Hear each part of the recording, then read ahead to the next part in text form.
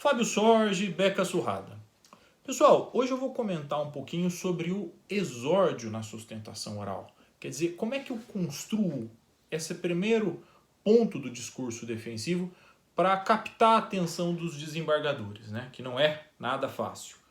Eu recebi uma mensagem do seguidor nosso no Instagram, Dr. Sérgio Domingos, que é advogado criminalista, que ele me pediu o seguinte, a mensagem dele é essa que eu vou ler. Doutor, parabéns pela página. Caso o doutor tenha um vídeo com as saudações iniciais direcionadas aos desembargadores em HC ou recurso de apelação que pudesse postar, gostaria muito de ver. Um grande abraço, virei fã da página. Sérgio, obrigado pelos elogios. Como eu disse ao Sérgio, vou dizer aqui, quem acompanha a página sabe que eu não costumo postar o início da manifestação defensiva, né? Eu não costumo tratar disso porque eu acho que isso pode causar algum constrangimento, né? Ali você vai ter a identificação do desembargador, da Câmara Criminal que está julgando, e eles têm direito à privacidade deles, ou de não quererem ser mencionados na página de quem quer que seja. Então eu entendo que eu tenho, vamos chamar assim, direitos autorais sobre a minha fala, e por isso que eu só posto a minha fala. Mas eu disse ao Sérgio, estou fazendo o vídeo por causa disso, que eu ia tratar um pouquinho desse exórdio, para usar aqui a linguagem do Maurício Garçon, um ensaio sobre a eloquência judiciária, que eu ia tratar desse exórdio num vídeo aqui no nosso portal. Em primeiro lugar, vale ter em mente o seguinte: não usem cumprimentos longos, demasiados ou demorados. Por quê? Tempo é um recurso escasso em sustentações orais. Quase todas as sessões que vocês vão participar, vocês vão ouvir a advertência que eu ouvi na última quinta-feira. Eu fui o segundo a falar, né? Havia um outro defensor que fez a sustentação oral do mesmo caso que eu e ele falou primeiro. Eu fui o segundo a falar. E o presidente, e não é que ele seja mal educado, não, é pouco cortês, longe disso, mas ele nos pediu. Primeira coisa, falou: olha, doutores, passar a palavra, peço aos doutores que, se puderem ser breves, né? Nós temos 25 sustentações orais a serem realizadas hoje, e realmente, se todo mundo usar os 15 minutos, fica muito pesado. Então eu sempre tento, vocês sempre vão ter que ter em mente isso, né? É comum esses pedidos, né? O desembargador ali tem muita sustentação oral para ouvir e a gente tem que se colocar no lugar deles. Você imagina você tentando ter atenção em 25 pessoas falando ali por 15 minutos dos mais complexos casos, né? Não é fácil. Então o tempo é um recurso escasso. Tanto que vocês podem ver, quando eu posto sustentação oral, eu raramente uso os 15 minutos a que eu tenho direito. Eu tento sintetizar já sabendo disso, né? A gente precisa ter isso em mente. Ah, mas eu posso falar dos 15 minutos. Pode. Avalie o caso, avalie a conveniência disso. Vamos nos lembrar. Tenham sempre isso em mente.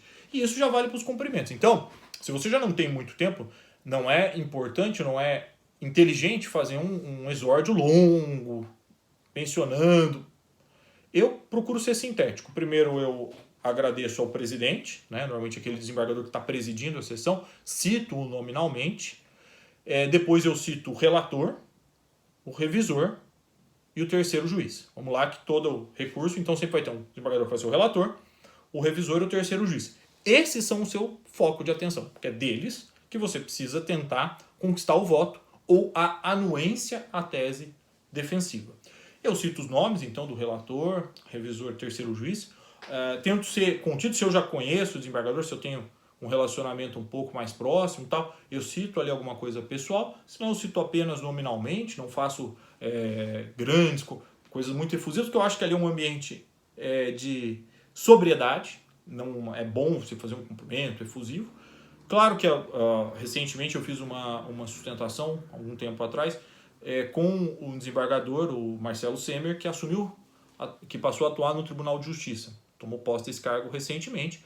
E claro, ali eu elogiei pela recente investidura no cargo de desembargador e desejei muita sorte e passei os cumprimentos, tanto meus quanto da Defensoria Pública, a ele. Mas vejam, uma coisa pequena, estrita. Tem alguns desembargadores que eu conheço um pouco mais, então você agradece a ele pela atenção, mas algo enxuto. Depois eu também costumo cumprimentar o procurador de justiça, que está lá fazendo o trabalho, cito nominalmente também. E se há algum outro, nessa última sustentação, havia um outro advogado, cumprimento esse outro advogado e já vou à causa. Veja, Sérgio, que não é nada muito longo, muito efusivo, como regra.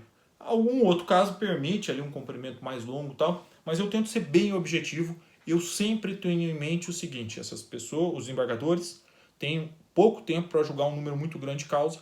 Eu vou tentar usar o tempo deles da melhor forma possível. Uma outra coisa que eu ia falar também sobre a sustentação oral aqui já não é o exórdio. Eu observo, às vezes, muita gente lendo texto legal, julgamento de tribunais superiores. Pessoal, texto legal, como regra, ele não precisa ser citado. O desembargador conhece o que está no Código Penal, no Código de Processo Penal, a não ser que seja um ponto muito específico, né? Eu me lembro sempre de uma aula do Alexandre Moraes da Rosa, e ele dizendo o seguinte: imagina alguém vai, no meu caso na defensoria ou no seu escritório, e fala assim: doutor, eu quero que o senhor faça um pedido de liberdade para o meu parente, ele está preso. Não, tá bom, vou fazer. Então, doutor, abre aqui o código, abre o código. Ah, você está abrindo aqui o código? Isso. Abre lá no artigo 310, tá? Então ele vai falar lá no parágrafo terceiro, você vai olhar, vai abrir, mas isso eu sei. Não precisa falar para mim que no 310, inciso 3, está lá que o juiz tem que conceder liberdade provisória com ou sem fiança. Ah, eu quero que o senhor peça uma cautelar. Abre lá no 319, falando que são...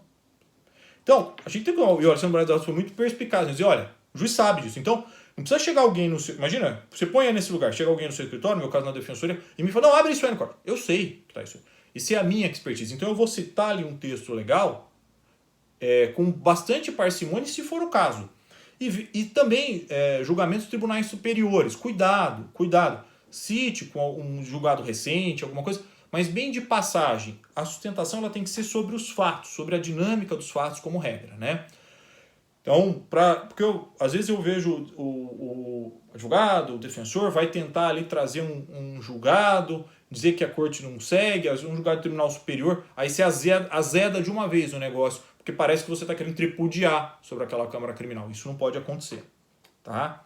E no encerramento, né, para falar da peroração um pouquinho, a gente agradece aos desembargadores a atenção e deseja um bom julgamento.